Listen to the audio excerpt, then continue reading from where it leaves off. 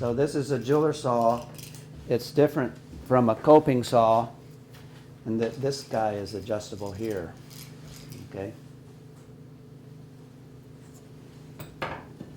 And that's so you can adjust to fit your blade. If you happen to break a blade up near the end where it's, say 5 inches long instead of 6 inches, then you can adjust this and use the semi-broken blade.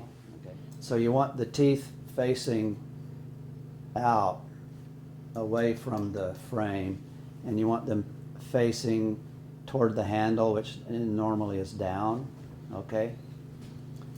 So what I do is figure out the orientation of the teeth. The only way I can do it is just with my fingernail. If you had magnifiers, you could actually see the teeth. And I use the butterfly clamp. Okay.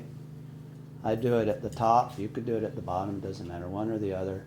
You want it over near the outside edge of the clamp. Okay, not too far out, but you don't want it way inside.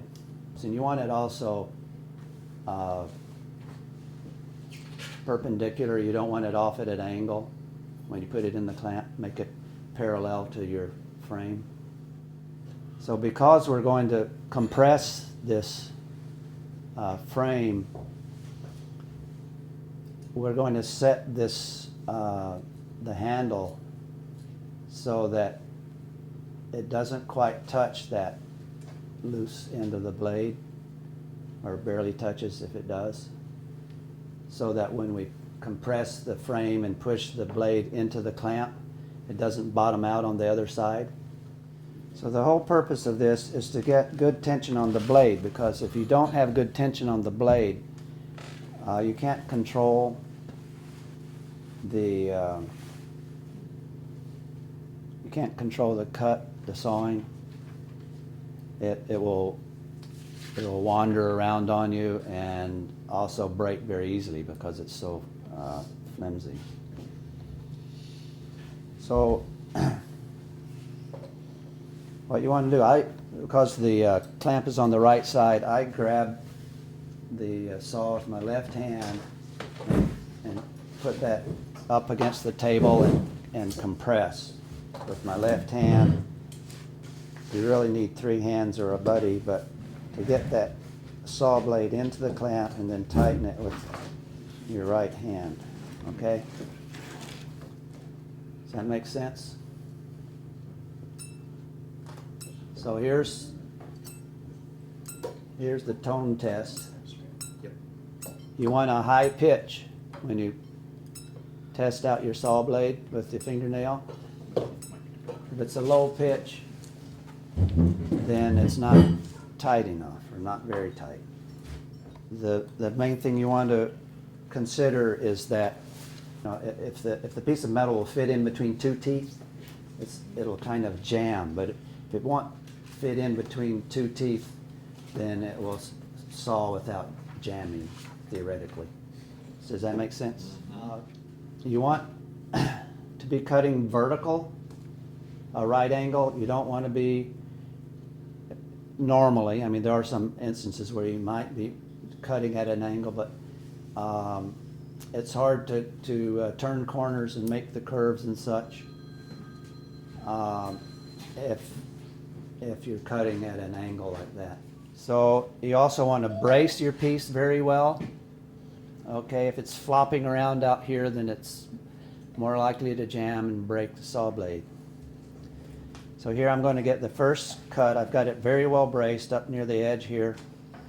And that first cut is, I'm starting where there's no teeth. And see, that got it going. If you start up here, then it kind of jams. See what I'm saying? And then once you get it going,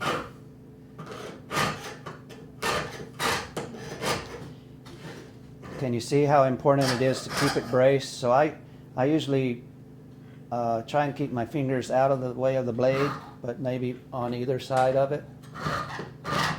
downward stroke, vertical. I'm not going like this. Everyone wants to saw like that. I don't know why. If you are trying to cut a straight line, then maybe that's the time where you would angle it, okay, so that it's forcing itself to go in that straight line, or it's aligning itself up with that line. But in general, you're wanting to saw vertically, especially if you're trying to turn a curve.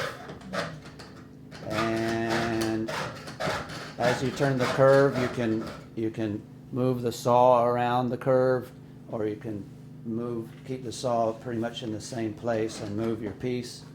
I tend to do both at the same time. But you still want to brace it real well. So here I'm doing an angle. That's a real good way to make a straight line.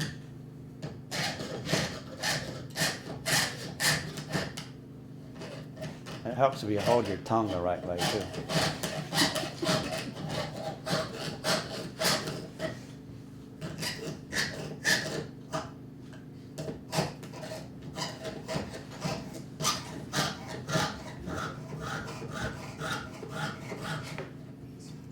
So the last little part is usually when you break your blade. It's when it kind of jams trying to finish it.